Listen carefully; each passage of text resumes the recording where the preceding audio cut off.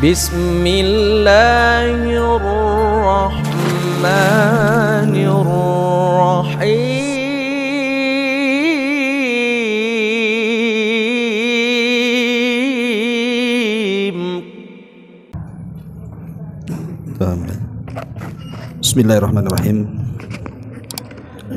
Assalamualaikum warahmatullahi wabarakatuh.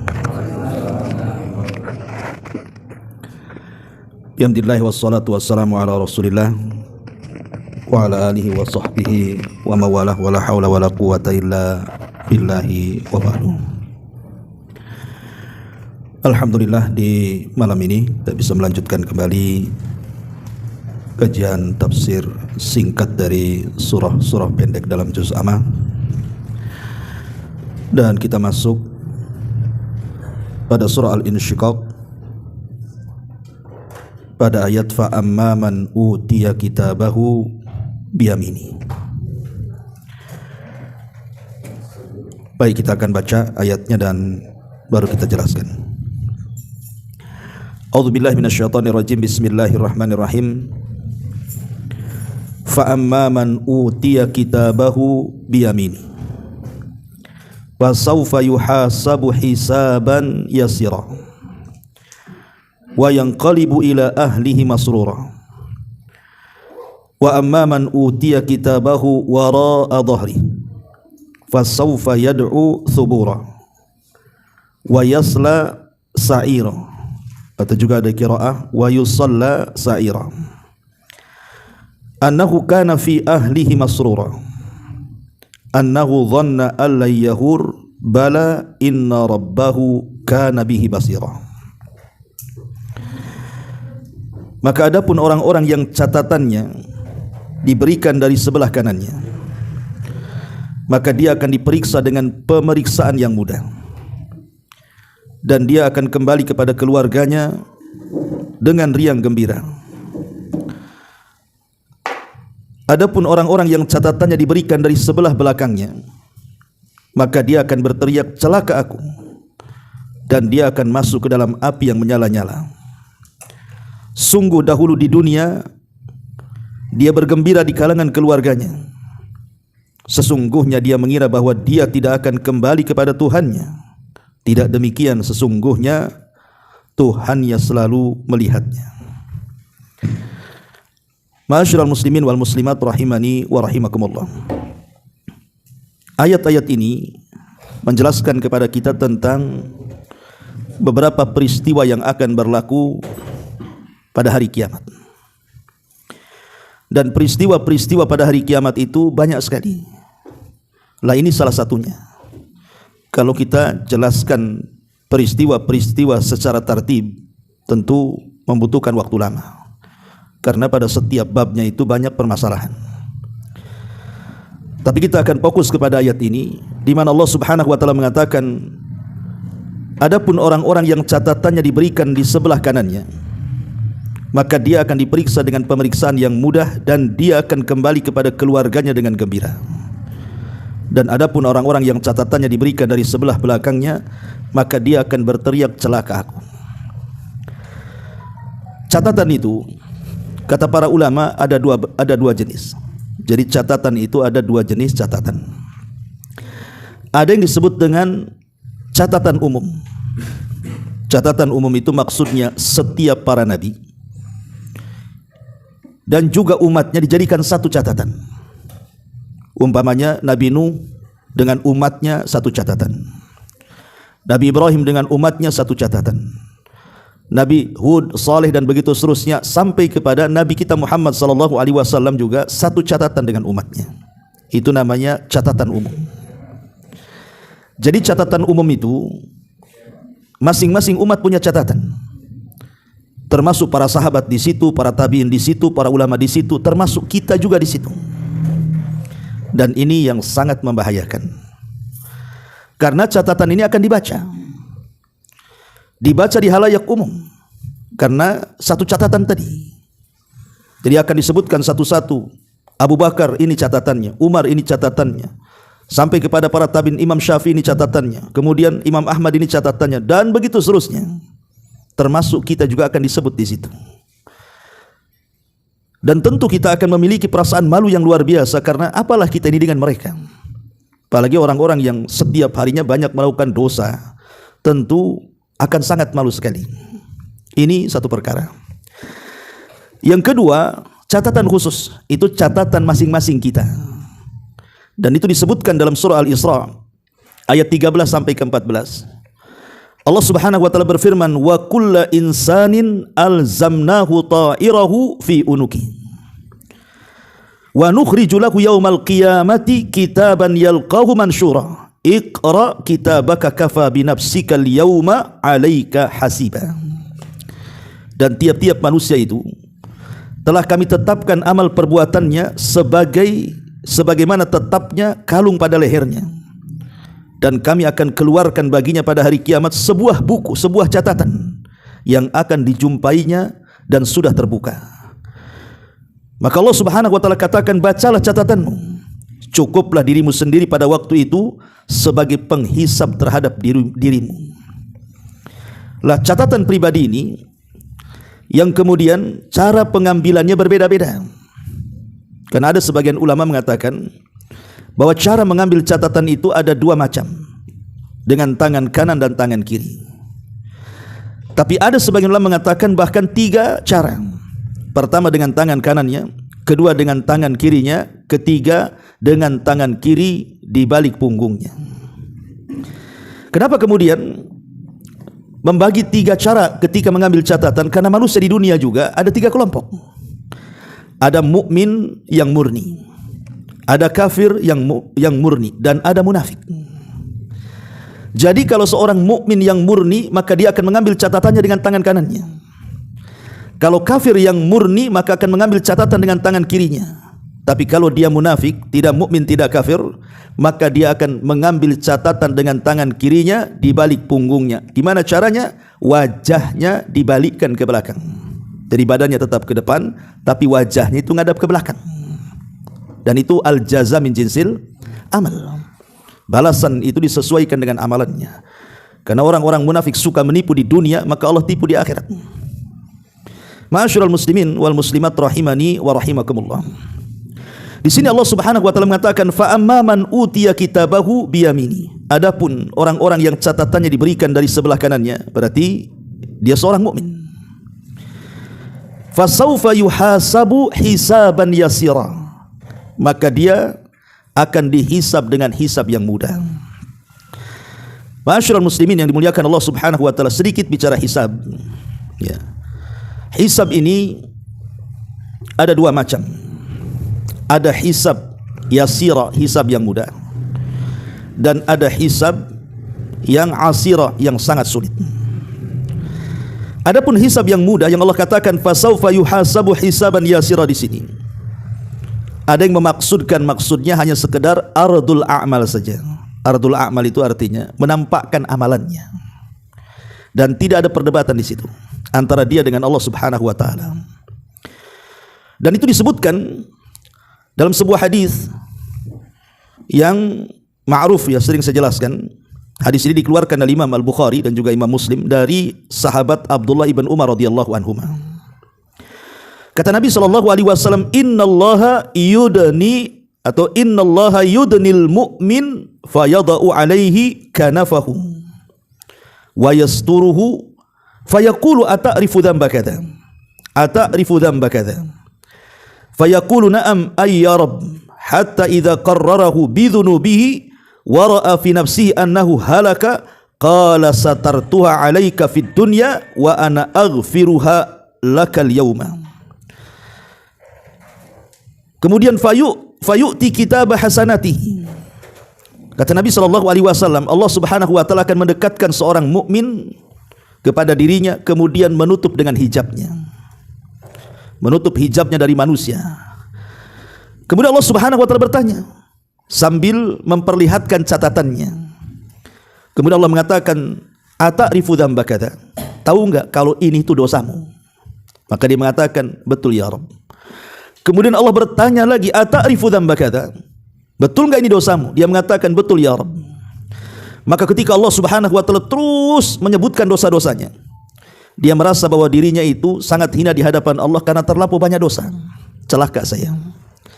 Ketika dia sudah merasa bahwa dia akan binasa karena terlampau banyak dosanya, dan dia pun sudah mengarah ke neraka, tiba-tiba Allah Subhanahu wa taala memanggil kembali dan mengatakan, satartuha 'alaika fid dunya wa ana aghfiruha lakal yauma. Wahai hambaku, dosamu sudah kututupi. Dosamu sudah kututupi di dunia, dan di sini pun di akhirat ku ampuni semua dosa-dosamu. Ini namanya disebut hisaban yasira, namanya hisab mudah, yang disebut dengan ardul a'mal namanya. Jadi hanya menampakkan catatannya saja, dan dia mengakui semua yang ada dalam catatan itu tanpa ada sedikit pun bagi dia untuk membantahnya. Tidak ada di sini munakosha. Munakosha itu artinya berbantah-bantah, tidak. Dia tidak mengingkari dosanya. Setiap ditanya dosa, dia jawab iya. Setiap ditanya dosa, dia jawab iya. Maka karena dia mengakui dosa-dosanya, di sini Allah Subhanahu wa taala katakan, satartuha 'alaika fid dunya wa aghfiruha lakal yauma. Dulu di dunia kututupi dosa-dosamu, sekarang di akhirat pun ku ampuni dosa-dosamu. Dan ini menunjukkan rahmat Allah Subhanahu wa taala terhadap orang-orang yang beriman. Bagaimana Allah Subhanahu wa taala menutup dosa kita di dunia dan Allah ampuni dosa kita di akhirat. Itulah yang disebut dengan makna daripada istighfar. Jadi kalau kita mengartikan makna istighfar itu apa? Istighfar itu artinya kita meminta ampun, tapi maknanya apa? Makna istighfar itu artinya kita meminta kepada Allah agar Allah menutup aib kita di dunia, dan agar Allah tidak mengadab dengan dosa kita di dunia di akhirat. Jadi kalau kita astagfirullah, ya Allah minta ampun, maknanya ya Allah tutupi aibku dan jangan kau adab dosaku di akhirat. Itu maksudnya. Ya, jadi makna istighfar itu dalam sebenarnya. Orang kalau paham makna istighfar, maka dia akan terus beristighfar. Karena satu saja Allah buka aib kita di dunia, habislah kita. Bagaimana kalau semua aib dibuka Allah Subhanahu wa taala? Ma'asyiral muslimin yang dimuliakan Allah Azza wa Jalla.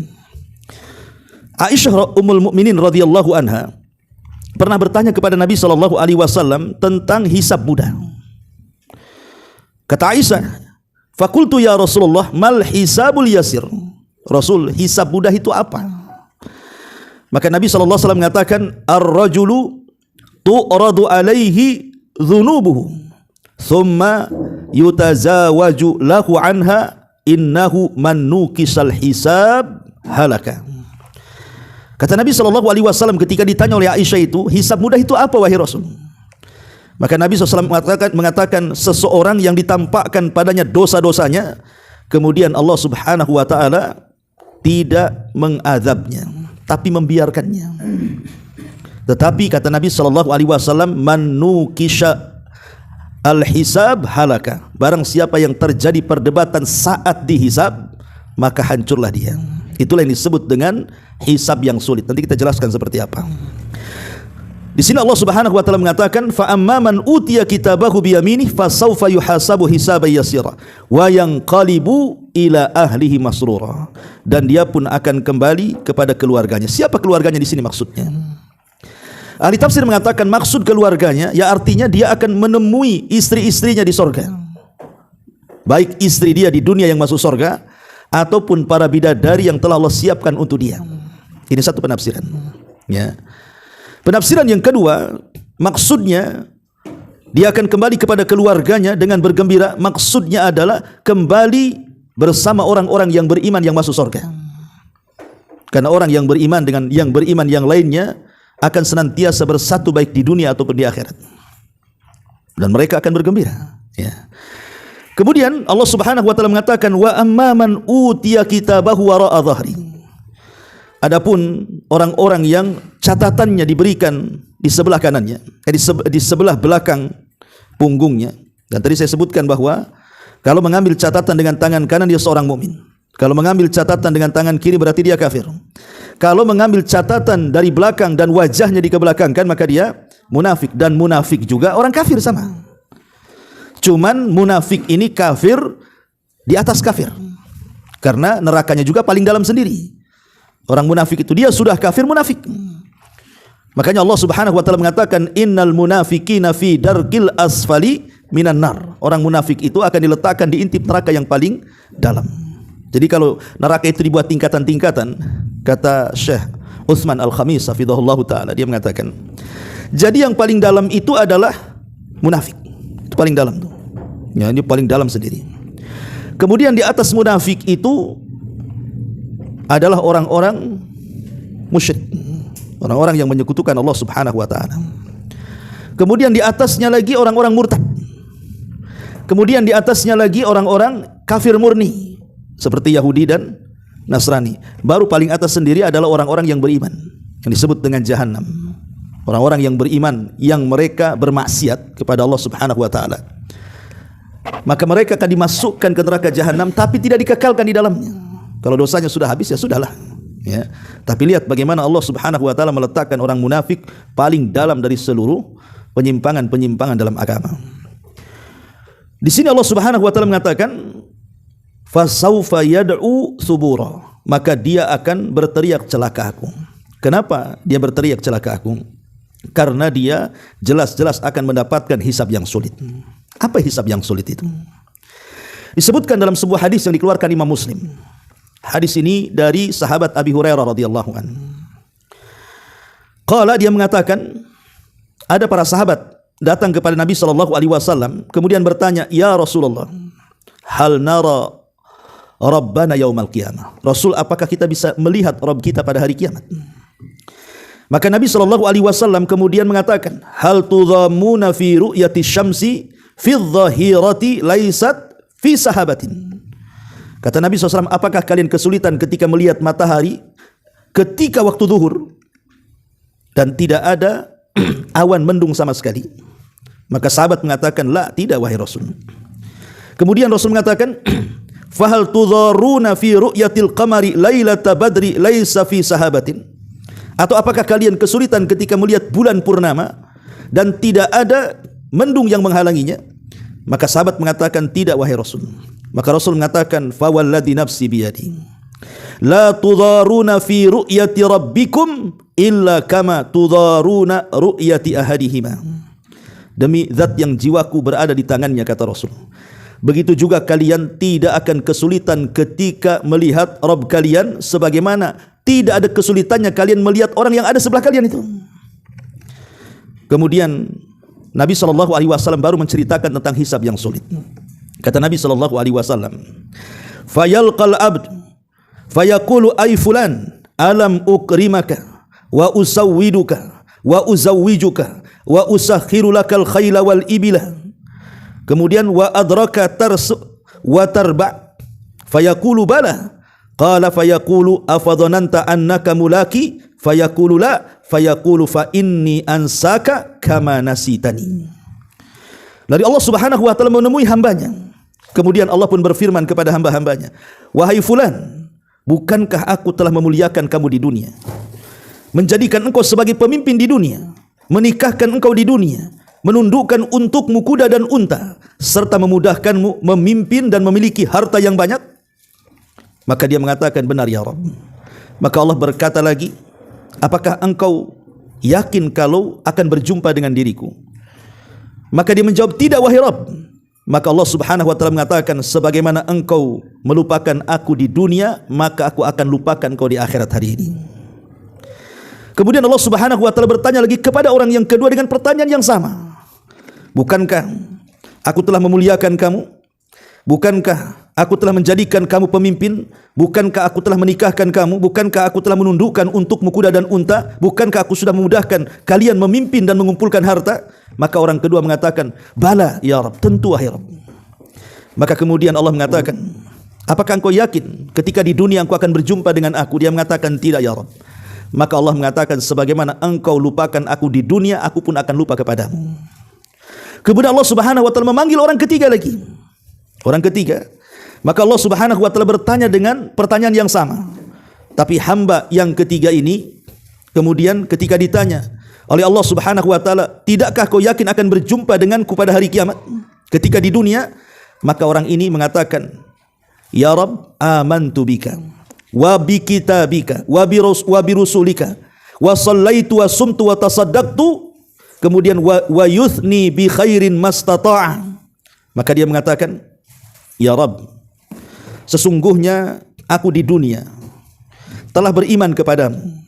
Aku di dunia telah beriman kepada kitab sucimu, kepada rasul-rasulmu. Juga aku telah salat dan bersedekah, dan aku memujimu semampuku, kata dia. Kemudian Allah Subhanahu wa taala menjawab kepada orang ini, ha huna idzan qala thumma yuqalu lahu alla nab'atha syahidana. Oke, kalau itu pengklaimanmu seperti itu, kamu mengaku bahwa engkau salat, puasa, zakat, haji dan macam-macam, kita akan coba datangkan saksi. Kita akan coba datangkan saksi. Kemudian ketika Allah katakan akan didatangkan saksi, wa yatafakkaru fi nafsi, baru dia terdiam. Lah, kok ada saksi nih? Ya. Kemudian man dzalladzi yashhadu alayya, dia bertanya kepada Allah Subhanahu wa taala, ya Rabb, kira-kira yang akan menjadi saksi aku ini siapa? Maka Rasulullah SAW melanjutkan hadisnya, fayuhtamu ala fihi wa yuqalu li fakhidihi wa lahmihi wa idhamihi antiqi fatantiku fakhiduhu wa lahmuhu wa idhamuhu bi amalihi wa dzalika liyu'dhira min nafsihi wa dzalikal munafiq wa dzalika alladhi yaskhatullahu alaihi. Maka ketika dia mengatakan siapa saksiku wahai Rabb, maka tiba-tiba mulutnya terkunci dan dikatakan kepada paha, kepada daging, kepada tulang yang ada pada badannya, bicaralah. Lalu mulutnya dikunci dan dikatakan kepada pahanya, tiba-tiba paha bicara, tiba-tiba daging bicara, tiba-tiba tulang bicara. Kemudian Nabi SAW mengatakan, setelah semua bersaksi dan bercerita tentang amalannya, dan itu untuk menghilangkan udzur darinya, itulah nasib munafik dan orang-orang yang Allah Subhanahu wa taala murkai. Hadis ini, ma'asyiral muslimin yang dimuliakan Allah Subhanahu wa taala, ini gambaran orang-orang yang hisabnya sulit. Jadi mereka, orang-orang yang hisabnya sulit itu, kalau ditanya soal dosa, mereka mengingkari. Apakah engkau melakukan dosa ini? Oh tidak, justru aku salat, aku sedekah, aku ini, aku itu. Pokoknya dia akan mengelak tuh. Ya. Aku beriman kepadamu, aku beriman kepada kitab sucimu, aku beriman kepada malaikatmu. Pokoknya yang diceritakan di hadapan Allah itu yang baik-baik, dosanya tidak diakui. Itulah namanya munaqasyah, namanya berbantah-bantah. Makanya kemudian Allah Subhanahu wa taala mendatangkan saksi kepada dia. Dan itulah yang diisyaratkan di dalam Al-Qur'anul Karim, yauma tashhadu alaihim alsinatuhum wa aydihim wa arjuluhum bima kanu ya'malun. Pada hari ketika lisan-lisan mereka, tangan-tangan mereka, kaki-kaki mereka menjadi saksi terhadap apa yang mereka lakukan. Dan Allah juga katakan dalam surah Yasin, al-yauma nakhtimu ala afwahihim wa tukallimuna aydihim wa tashhadu arjuluhum bima kanu yaksibun. Ketika mulut dikunci, kemudian tangan pula bicara, kemudian kaki pula menjadi saksi terhadap apa yang mereka lakukan. Bahkan Allah Subhanahu wa taala berfirman ketika menceritakan kulit-kulit kita, wa qalu li juludihim lima syahidtum alaina. Mereka bertanya kepada kulit-kulit yang ada pada badan mereka, kenapa engkau jadi saksi kepada badanmu sendiri? Harusnya kau bela badanmu lah. Kenapa kau ikut-ikut bersaksi gitu ya? Qalu, maka kulit akan mengatakan, antaqanallahu alladzi antaqa kulla syai'in. Allah yang membuat aku bicara, zat yang mampu membuat bicara siapapun dari makhluknya. Dari sini ma'asyiral muslimin yang dimuliakan Allah Subhanahu wa taala, tentu ketika datangkan saksi, siapa akan mengelak coba? Apalagi saksi itu ada pada badan kita kan? Kita walaupun pamannya maksiat tidak terang-terangan, badan kita ikut di situ. Macam mana kita akan mengelak coba? Dari hisab yang sulit ini, tidak ada orang yang bisa mengelak.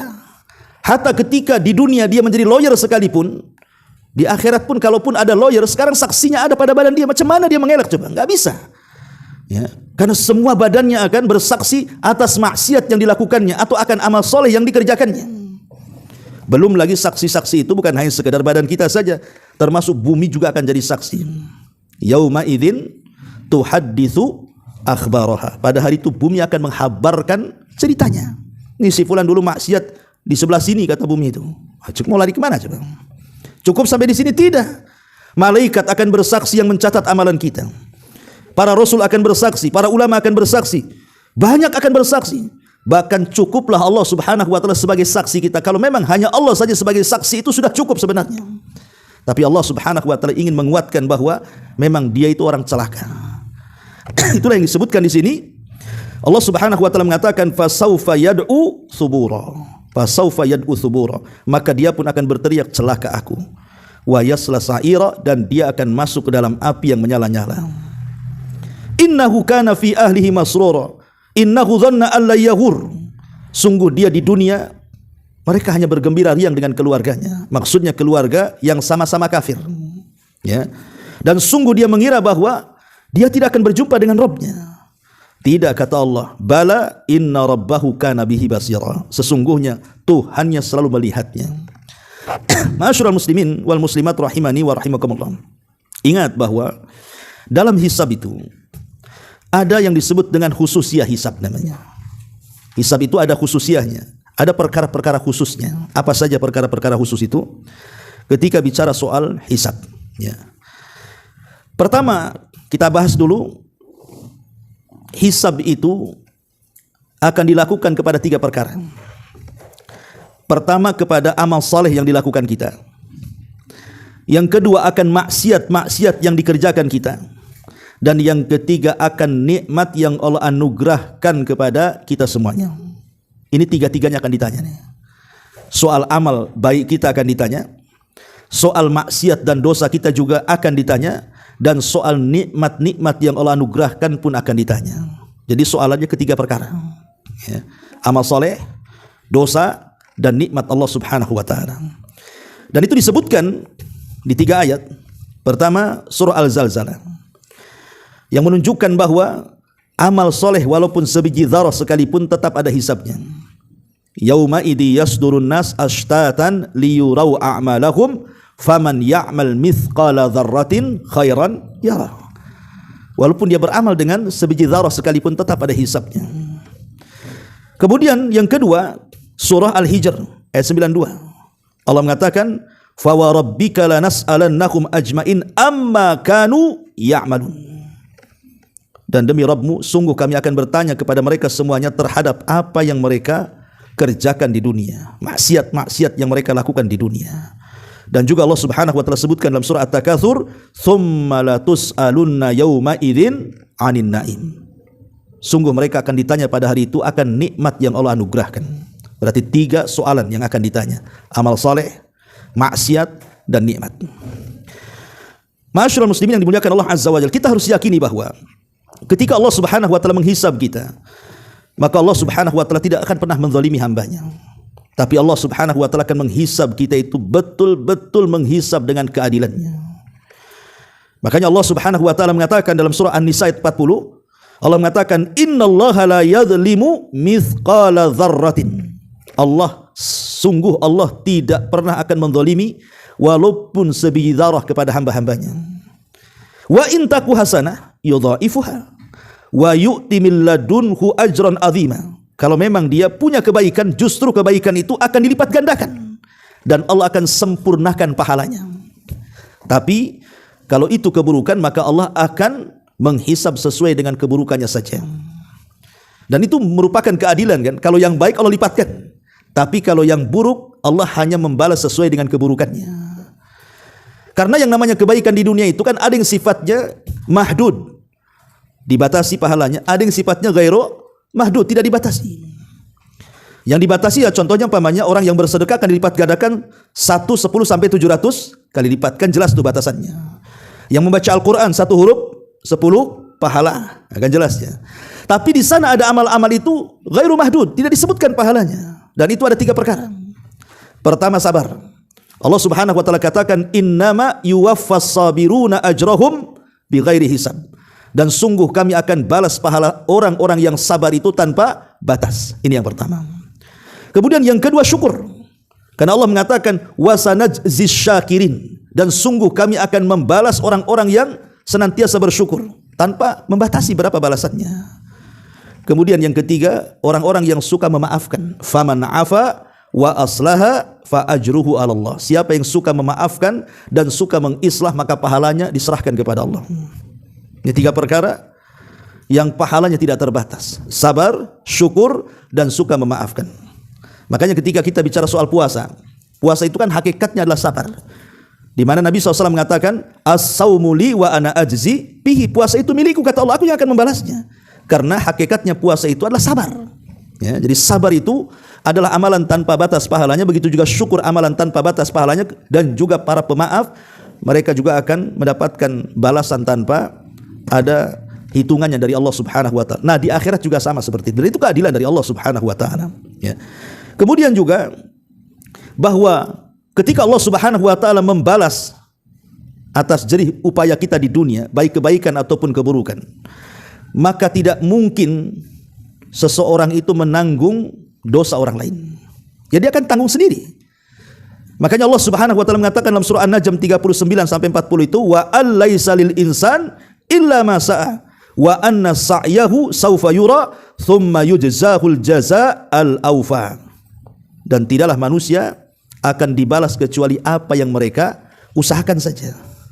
Dan dalam ayat yang lain, wala tazira waziratun wizra ukhra. Tidak mungkin dosa orang lain itu dipikul orang lainnya. Ya, dosa dipikul sendiri. Ya, dia akan menghadapi dosa-dosanya di hadapan Allah Subhanahu wa taala. Ya.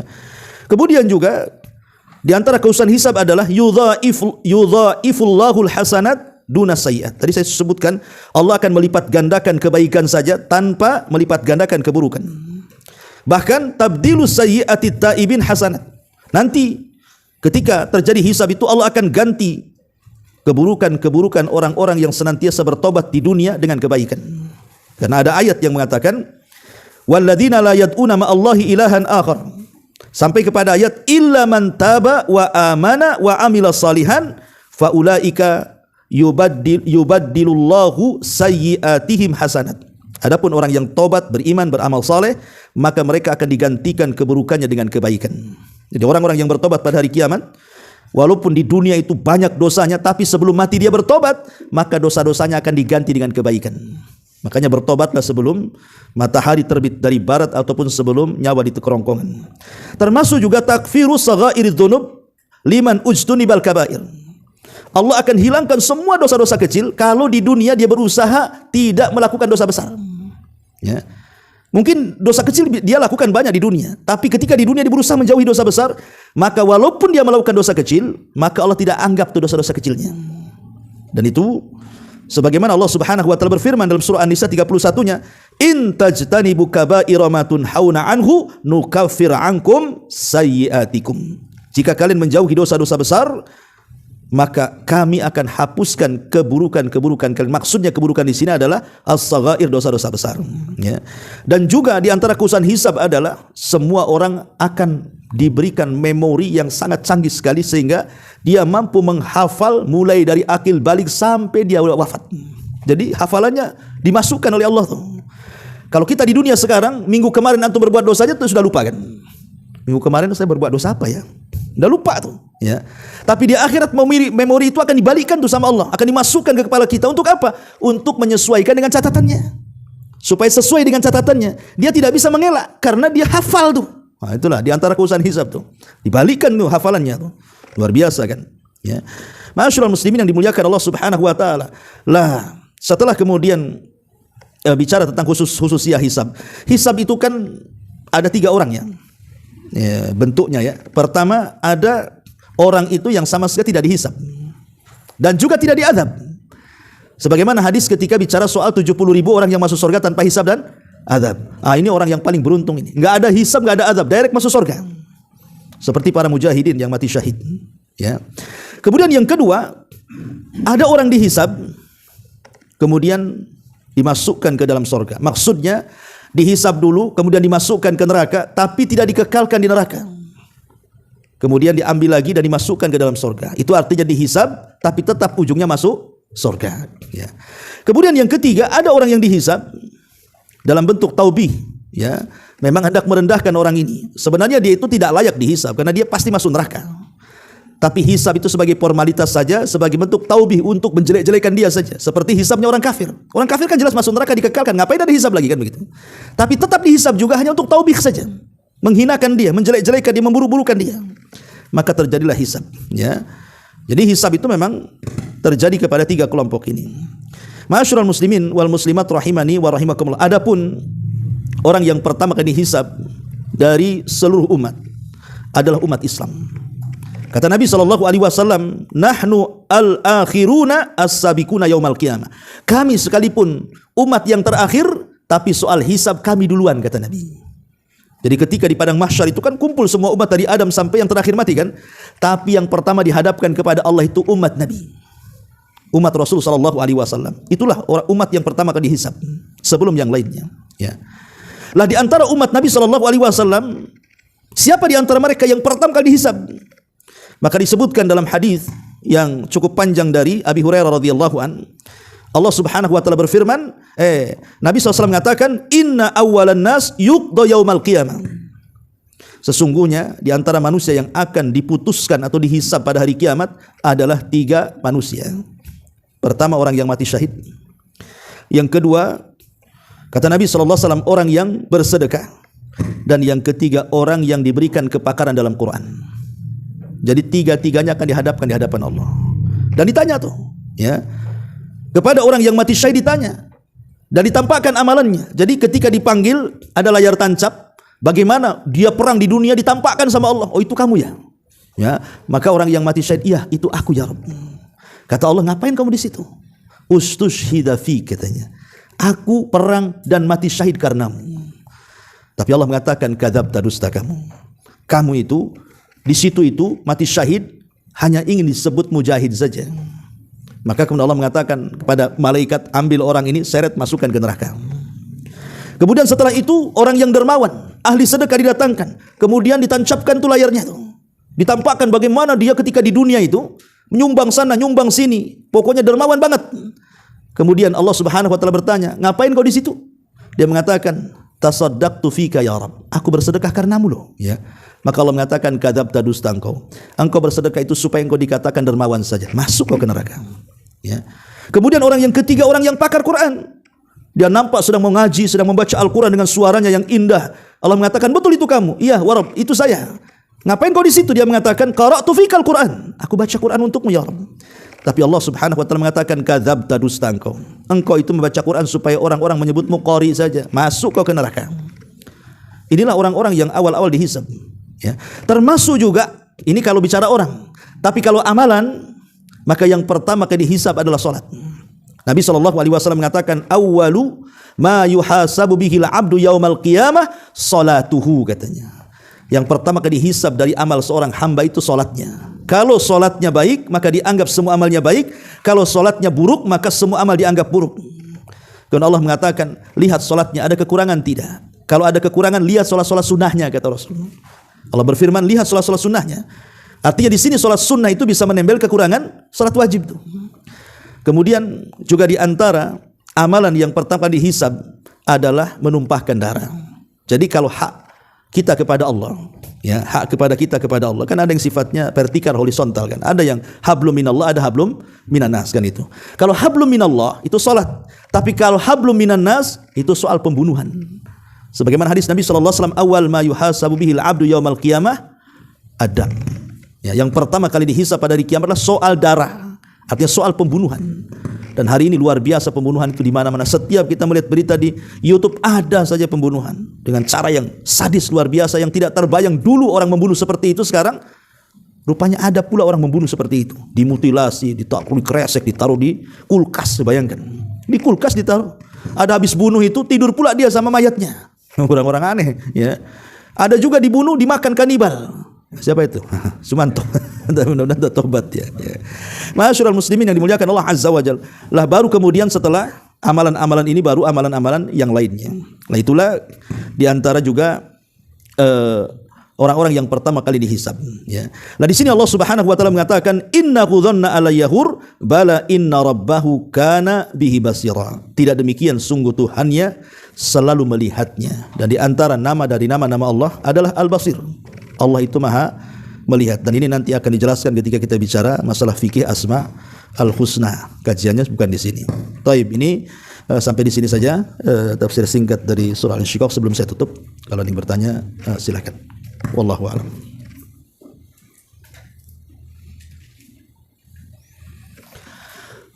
Taib, kita tutup saja. Subhanakallahumma bihamdika, asyhadu an la ilaha illa anta astaghfiruka wa atubu ilaik. Allahu ta'ala alam. Assalamualaikum warahmatullahi wabarakatuh.